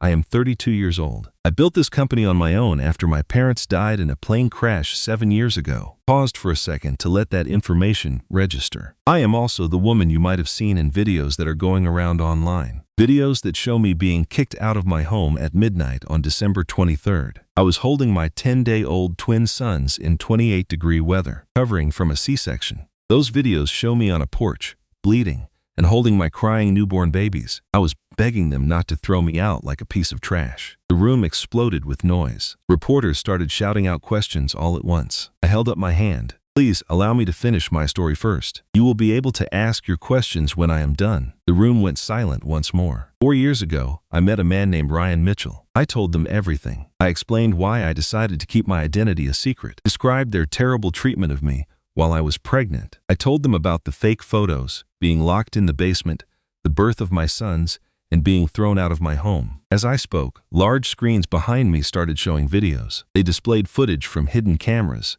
and played secret audio recordings. The audience watched in total shock. They saw Barbara pouring my breast milk down the kitchen drain. They saw Melissa shove me near the top of the stairs. They watched Barbara trap me in the basement. They saw the family plotting to create fake evidence. They watched them confront me with it. They saw Barbara spit right in my face. They saw Ryan push me out the door. And they saw me on the porch with my babies in the freezing cold. By the time the videos were over, half the people in the room were crying. The other half looked extremely angry. After the videos stopped playing, I started to speak again. They threw me out because they chose to believe fake pictures that made it look like I had cheated on my husband. They refused to even listen when I tried to tell them the truth. They decided to believe a lie instead of trusting the mother of their own grandchildren. Paused, letting a heavy silence settle over the room. What the Mitchell family did not know was that they were living in a house that I own. They were working for companies that I own. They were living off of money that I was providing. I was the source of everything they had. The crowd gasped, and whispers spread through the room. Ryan Mitchell worked for a company that I own, and he had no idea. Barbara and Tom Mitchell lived for free in a house that I own through a charity I founded. Melissa Mitchell's boutique is in a building that I own. Their entire lives were built on my kindness. I let that fact sink in. And this is how they thanked me. They locked me in a basement, made up a false story about me having an affair. They threw me and my newborn sons out into the freezing cold on December 23rd, just 10 days after I had a C-section. I was bleeding, I had an infection, and I could barely even stand up. My voice became stronger and more determined. Not a victim. I am a mother who will do what is necessary to protect her children. I am a business owner who will not tolerate abuse. I am a woman who will not be silenced or thrown away. I changed the slide showing photos of Ryan, Barbara, and Melissa. Today, I am announcing my divorce from Ryan Mitchell, and I will be seeking sole custody of our sons. I am also filing criminal charges of child endangerment against Ryan, Barbara, and Melissa Mitchell. We will file fraud charges against Melissa Mitchell for the fake evidence. We will also file embezzlement charges against Barbara Mitchell for stealing $127,000 from her husband. I am also suing for defamation and for the emotional pain they caused. In addition, I am cutting all business connections with the Mitchell family. Finally, I am donating $5 million to begin the Haven House Foundation. It will be a safe place and support center for abused mothers and their kids. Room erupted with questions again. I held up my hand one final time. I am telling this story for more than just revenge, though justice is coming. I'm telling this story because this type of cruelty can happen to any woman. It affects wealthy women, affects poor women. It affects educated women. It happens in secret, inside big houses and small apartments. This is happening to you. I want you to listen. Document every single detail. Always listen to your instincts. Get a lawyer to protect you. Leave the moment it is safe for you to do so. And please understand that you are worthy of so much more. You are worthy of being safe, respected, and loved. Do not ever accept anything less. Thank you. I left the stage and walked into a storm of activity. Within 30 minutes, the conference was everywhere. It was the #1 story in the world, with headlines like Justice for Sarah and the Blake twins and the Mitchell family. In the first 24 hours, the videos received 200 million views. Every single news channel was covering the story. Billionaire CEO hidden as housewife reveals terrible abuse. Family throws out CEO and newborns, not knowing she was a billionaire. Blake Holdings CEO tells a shocking story of domestic cruelty. The internet was filled with essays and opinion pieces. It ignited a massive firestorm on social media. Famous people tweeted to show their support for me. Oprah wrote, "This woman's bravery is incredible." Reese Witherspoon posted, "Every woman deserves far better than this." Ellen DeGeneres said, "This kind of cruelty is in every community, at every income level." The Mitchells were effectively prisoners in their own house. Reporters camped outside, and their private phone numbers were spread online. They were flooded with thousands of angry messages and threats, all of which I publicly condemned. Ryan went to a supermarket and was recognized immediately. People began to shout at him. One person yelled, "You threw out your own babies. What a real man," kicking his newborn sons out into the cold. "Your wife was a billionaire, and you treated her like nothing." He ran out of the store without buying anything, but he found no escape at home. Barbara, who was out on bail, tried to justify her actions on Facebook. He posted, "She was deceiving us." The comments she received in response were absolutely devastating. A person commented, "So you tormented a woman who just gave birth because she had secret wealth." Another person wrote, "She wasn't deceiving you. She was testing your character, and you failed miserably. You threw her out with 10-day-old babies into 28-degree weather. You are a true monster." The Mitchells were completely rejected by their entire community. On the other hand, the stock for Blake Holdings shot up by 12% right after my press conference. The investors saw the story as a display of strength, a CEO who had overcome hardship with powerful leadership. I was interviewed by every major media outlet, featured on 60 Minutes. I sat down with Good Morning America, and I appeared on The Ellen Show. I was even on the cover of Time magazine. The headline read, "The CEO Who Fought Back." I had become a symbol, not just of wealth or revenge, but of survival, resilience, and the strength of speaking out. The Mitchells became symbols too. They stood for cruelty, ignorance, and the fate that awaits those who badly underestimate other people. Their reputations were permanently ruined. 3 days after my speech, On December 29th, the police came and arrested them. Barbara was charged with child endangerment, false imprisonment, assault, embezzlement, money laundering, and fraud. Melissa was charged with child endangerment, conspiracy, fraud, and defamation. Ryan was charged with child endangerment and assault. Tom was never charged with a crime. He worked with the investigators completely, gave them a detailed account, and promised to testify against Barbara. The trials went by very quickly because the proof against them was so great. The video proof, in particular, was completely fatal to their defense. In Barbara's trial, the prosecutor showed the recording of her planning to create fake evidence. He showed the video of her spitting on me to the jury. A medical expert testified about my C-section infection and explained how forced work was the likely cause. A fire marshal also testified, outlining the unsafe and hazardous conditions of the basement. The jury took only 1 hour to make up its mind. They found her guilty on every charge. The judge looked at my former mother-in-law and said, "Mrs. Mitchell, in my 23 years as a judge, this is among the most shocking cases of family cruelty I have ever seen. You went after a vulnerable new mother on purpose. You put newborn infants in serious danger, and you have expressed absolutely no regret." Her sentence was 12 years in federal prison. The moment Barbara heard this, she started screaming, "That woman is a liar." She got exactly what was coming to her. The judge replied simply, "It was your own son who needed to be protected from you." At Melissa's federal trial, a forensic expert from the FBI testified about the altered images. Connor Briggs also took the stand after he made a deal for immunity. He said to the court, "She paid me $15,000. She told me to make the pictures look as believable as possible." Text messages between Melissa and Connor were then shown to the whole court. Melissa had written, "Make her look terrible." Connor's text back said, "These will be very convincing." Melissa's reply was, "Perfect. I want her gone." The verdict was guilty. She was sentenced to 6 years in federal prison and ordered to pay a $25,000 fine. During Ryan's trial, his lawyer tried to argue that his mother's strong influence had affected his judgment, but the prosecutor just played the video. Ryan was seen pushing me out the door, his face completely cold and without any emotion. I was then called to the stand to testify. It was the first time I had seen Ryan since that horrible night. The prosecutor started, "Mrs. Blake, would you please tell us what happened on the night of December 23rd? I stayed calm and spoke clearly. I said my husband forced me out of our home. I was only 10 days postpartum, bleeding from an infected C-section. I was holding our newborn sons. It was 28 degrees outside. He pushed me. Then he went back inside and locked the door." Prosecutor went on, "Did he say anything to you?" I told him. He said he was not sure the babies were his. This was after I told him many times that they were. I even offered to get a DNA test the very next morning. But he chose to believe lies instead of trusting me. He chose not to protect his own children. Prosecutor then asked, "And how did that make you feel?" For the first time, I looked directly at Ryan, and completely and utterly alone. Ryan was sobbing uncontrollably in the courtroom. The jury found him guilty of child endangerment, but not guilty of assault. They decided he had been manipulated. He was given a sentence of 3 years probation, therapy ordered by the court, supervised visits only, and he had to pay $3,000 a month for child support. The judge announced, "Mr. Mitchell, your own serious weakness allowed the abuse of your wife and your children to happen. You were too much of a coward to stand up to your own mother. You chose to be loyal to an abuser instead of protecting your family. I hope you use every single supervised visit to think about exactly what you threw away." I also filed a civil lawsuit against the 3 of them for emotional distress. The jury gave me $2.5 million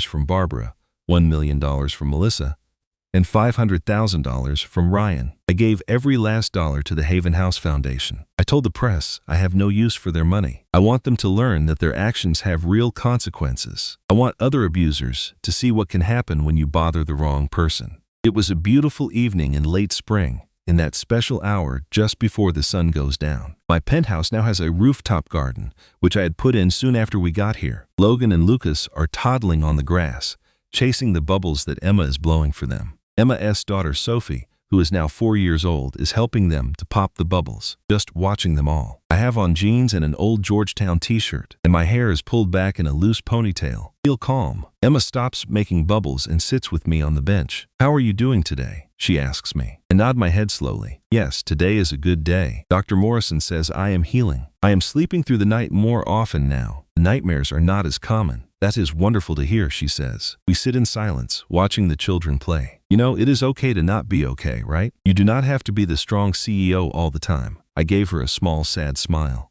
I am so tired of people calling me strong. I do not feel strong at all. I feel like I am barely held together with sticky tape and pure stubbornness. That is just called being a person, she says in a soft voice. That is much stronger than acting like everything is perfect. Logan toddles close, trips, and falls on his bottom. He immediately starts to cry. I go to him right away, pick him up, and check on him. You are okay, little one. It was just a small fall. See, you are all right. Logan stops his tears, rubs his face on my shirt, and wiggles to get free. He runs off to play with his friends. You are a really great mom, Emma says. I watch my boys. I am a really scared mom. I wake up worried every morning. I'm afraid someone will take them away. I'm afraid I will ruin them. I am afraid I am not enough for them. Emma tells me, that is just called love. You are doing everything perfectly. A car pulls up in the lot below. Tom gets out with a shopping bag. He'll feel a little on edge. It is a hard habit to lose. He yells up, I am a little early. Should I just wait? No, it is fine. Come on up, I answer. Tom comes up the stairs to the roof garden. Boys spot him and shout, pop, pop. As they run to him, he kneels down very slowly. Hello, boys. Look what I have for you. He pulls 2 small toy dump trucks out of his bag. The boys are thrilled. He sits on the lawn with them,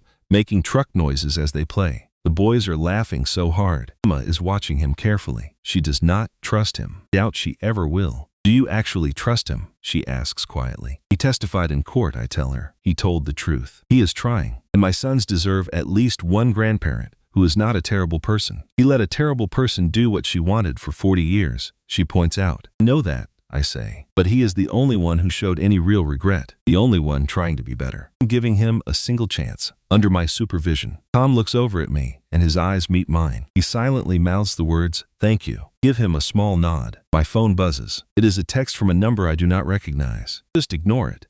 But I have to look. Please. I know I do not deserve it. I know I destroyed everything. But please, talk to me one time. Let me explain. Let me apologize properly. I am begging you, Sarah. Please. Ryan. Stare at the screen for a long moment. Emma reads it over my shoulder. Are you going to answer him? No. Good, she says. He just wants forgiveness to make himself feel better. That is not my problem anymore. My job is to protect my sons, and letting him into our lives would be a risk. That is the man who left them outside in the freezing cold at only 10 days old. But can people really change? Is it possible his apology is sincere? He has truly changed. He can show it by following my rules. He can make his child support payments on time. He can also show up to his supervised visits sober and prepared. He can prove himself by doing what is right when nobody is watching him. I delete the message without a single reply. I do not hate him anymore. I feel absolutely nothing for him. And that complete emptiness feels like true freedom. For a while, we sit in silence, just watching the children play. Since that time, Blake Holdings has reached a value of $2.2 billion. My face has been on the cover of Forbes magazine 3 separate times. Our Haven House Foundation currently operates in 8 different states. In just 18 months, we helped 2,847 mothers and children, and we grow every day. I personally mentor abuse survivors, deliver public speeches, and share my own journey. I have started dating again, but nothing has gotten serious yet. Quite ready for that step. Just as I said to Emma, maybe someday. Right now, my boys and my career are everything I need. These days, Ryan works at a car wash making $15 an hour. He lives in a tiny studio apartment in a very tough neighborhood. He gets to see his sons once a month during a supervised visit at a family center. Every single time they see him, the boys start to cry. They do not have a clue who this man is. To them, he is simply that man. And Ryan cries during every single visit, too. A court order makes him attend therapy.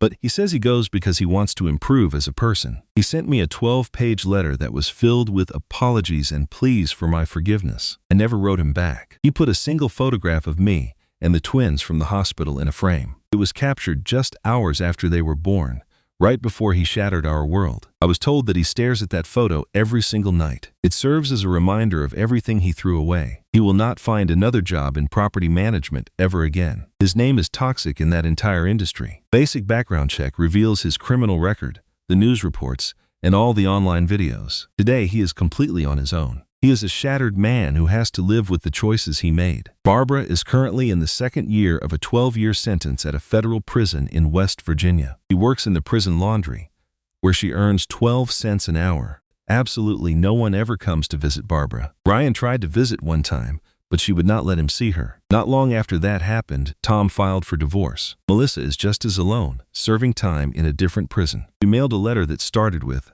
I am so sorry. My actions were wrong. I hope you can forgive me. I tossed it into the fireplace without reading another word. Barbara will be 74 years old if she is ever released, provided she lives that long. Melissa has completed 2 years of her 6-year sentence inside a Kentucky federal prison. She no longer has custody of her daughter from a prior marriage.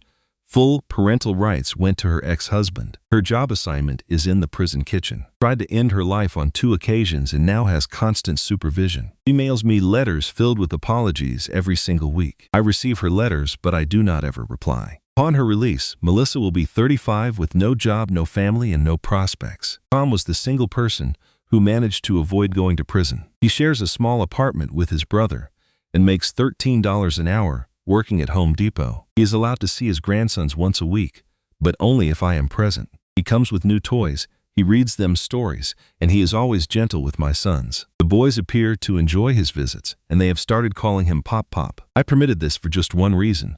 Tom was the only one who expressed genuine regret. He testified against everyone else and made an effort to fix his errors. Every time he sees the boys, his eyes well up with tears. I am so sorry, he tells me each time he is here. Deeply sorry that I let all of this happen. I have not forgiven him, but I also have no desire to punish him further. You stood by while something awful took place, I told him one time. You were aware it was wrong, yet you chose to do nothing. But you did try to help me, even though you were not successful. For that reason, I am willing to grant you this one privilege. You can be a part of your grandsons' lives, but you will not ever have our complete trust again. He simply nods his head and accepts my conditions. He is aware that this is far more than he deserves. The sun starts to go down, bathing everything in a warm, golden light. Tom walks the boys back to where I am sitting. Thank you for letting me see them, he says. We'll be back again next week. And with that, he quietly leaves. Emma starts gathering all of Sophie's things. Let's do this again next week, she says. I love you, boss. I have to remind her,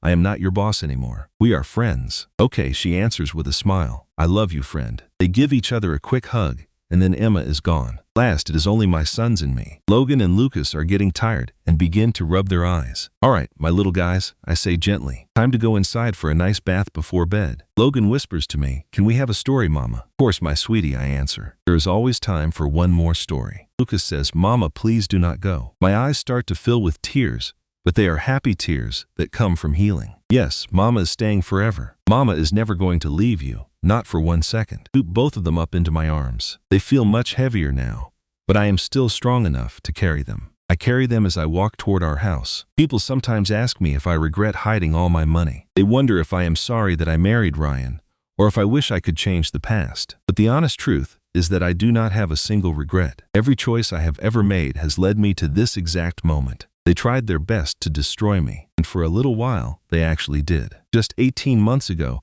they left me broken on a freezing porch in the cold, but they failed to understand a key thing about trying to break someone. You never get to control how that person chooses to put themselves back together. I rebuilt my entire world one small piece at a time, became stronger, much smarter, and I figured out what truly matters in life. I am no longer the same woman I was before. I do not give my trust to other people so easily anymore. My home is now protected by a security system fit for a fortress. I see a therapist 2 times a week, and I take medication to help with my anxiety. Even now, an unexpected knock on the door will make my heart race. It is true that I have been damaged, but I am not broken anymore. And there is a huge difference between those two things. If you are listening to this from a dark time in your own life, please hear me. I know how you feel. 18 months ago, I was in the very same place you are now. I was abandoned in the cold after they took everything I ever had. They stole my dignity, my feeling of safety, and my entire family. I once believed I had lost everything, that all my strength was gone. But I was wrong. I still had myself and a deep will to live. I also had a powerful love for my children. That was more than enough for a new beginning. Tonight, that new life is beautifully clear during bath time. My 2 boys are laughing and splashing in the warm water. I gently wash their hair, making sure no soap gets in their eyes. They babble to each other in that secret language only twins seem to know. It is time for pajamas. Logan insists on his favorite dinosaur pajamas. Lucas reaches for the ones with rocket ships. They make these choices proudly every single night, finding their own voices. Then it is time for our bedtime story. Open where the wild things are. It's the same book Ryan was reading the day I met him. This version, however, belongs to us. It is a part of our new chapter. We are filling it with new memories, replacing the old sad ones. Memories of Max, the little king who felt alone and just wanted to be somewhere he was truly loved. Lucas is already fast asleep. Logan fights to keep his eyes open, but sleep is winning. I kiss them both on the forehead, switch on a small nightlight, and gently pull the door almost closed. I walk down the hall to my own quiet room. Sitting on my bed, I unlock my phone. I open the page for the Haven House Foundation and scroll through the photos. I see the faces of women whose lives I've touched. I see their babies sleeping safely in their new homes. I see families starting to heal, growing stronger every day. The official records show we have now helped 2,847 families. My own painful past was not for nothing. It had a profound purpose. It grew into a different kind of strength. It was not the power of wealth or status I had before. This power was real. It was the power to help others heal, to stop painful cycles, and to offer rescue. I set my phone down and look at a framed picture on my nightstand. That picture of me holding my newborn twin says it all. I look exhausted, but there is so much joy on my face. That was my true victory. It was never about seeing them punished or losing their money. My win was finding my freedom. It was knowing my boys were safe and happy. I won the day I chose to fight for myself, breathing peacefully on the monitor. The night on that porch was my absolute lowest point. It was also the real beginning of everything new. It was the start of a life without pretending. I no longer had to hide my true self. I stopped shrinking so others could feel big. They threw me away as if I were nothing. From that broken place, I rebuilt myself. Switch off the light and settle into bed. Sleep comes so much more easily these days. The nightmares are almost gone, and that constant fear has faded. In the morning, I will get up. I will kiss my sons. I will fix them breakfast, head to work, and keep building this new life. I will support other mothers. I will simply live. This is my real life, the one I built, the one I deserve, and nobody can ever take it away from me. My name is Catherine Sarah Blake. I am a billionaire and a chief executive officer. I am a survivor. But those are just titles. Above all, I am a mother, and I am finally free. The following day, sunlight streams into the kitchen. I stand at the stove making pancakes. My sons are in their high chairs, chatting in their own special twin language. Logan catches my eye and says, "Mama, happy?" I freeze, just looking at him for a moment. Total trust in his gaze. "Yes, my love. Mama is so very happy." Then Lucas reaches for me with his little arms. "Love you, Mama." My eyes well up, but these are tears of joy. These are tears that heal. I love you both so much, more than anything in the whole world. I bend over to kiss both of their foreheads. They erupt in giggles and grab my hair with their sticky fingers. And I do not mind one bit. Emma comes in holding 2 cups of coffee. We just stand there watching the boys make a glorious mess of their breakfast. "You actually did it," she says quietly. "You made it through everything." I smile at her. "We did it," I say. "I could not have done any of this without you. So what is your next move? You found justice. You have a new life and a foundation. What huge mountain are you going to climb next?" Glance over at my sons. "Think about the life I created for us. It is safe, joyful, and free." "Nothing," I reply. "There are no more mountains to climb. There is only this. Being here with them. This simple, wonderful life. It is more than I ever needed. It is my everything." Just then, the boys burst into laughter over some secret joke. It is that perfect, unfiltered happiness only little kids have. And I start laughing along with them. Real heartfelt laugh. This is my life now. This is my family. This is my happiness. Thank you for listening to my story until the very end. If this story touched your heart, made you think about your own strength, or gave you a little hope, please press the like button and tell me how it made you feel in the comments. I'm curious, what would you have done if you were me? Your story matters, and I would love to hear it. If you know someone who could use a story of hope, please feel free to share this video. And for those of you who are new, I invite you to subscribe and hit the notification bell. Then you will not miss any of our future stories. And always remember this truth: someone else might knock you down, but you are the only one who decides how you get back up. You have more power than you know. We pour our hearts into creating these stories. Our goal is to inspire you to face your own battles and discover the strength you have inside.